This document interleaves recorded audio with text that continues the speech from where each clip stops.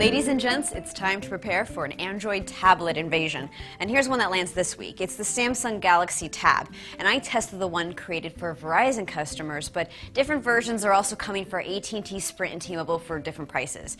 Now, I've only had a short time to mess around with this 7-inch tablet computer, so I'll give you some of my first impressions.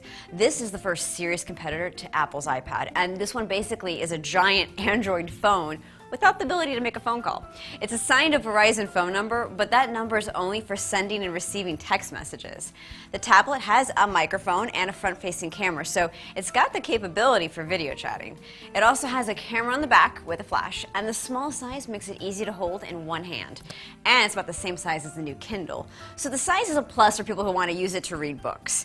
It's also equipped with the Samsung Media Hub, where you can rent and buy movies and TV shows. Another huge plus, it can act as a mobile hotspot to give internet connections to your other devices. But in the battle against Apple, it's way behind on the apps. When the iPad launched, there were a ton of apps made specifically for iPad's large screen.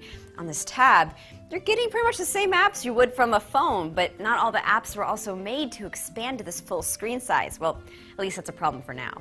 I'm also disappointed in how you can't charge it by connecting it to your computer. You gotta plug it into a wall outlet, but the battery life is pretty decent.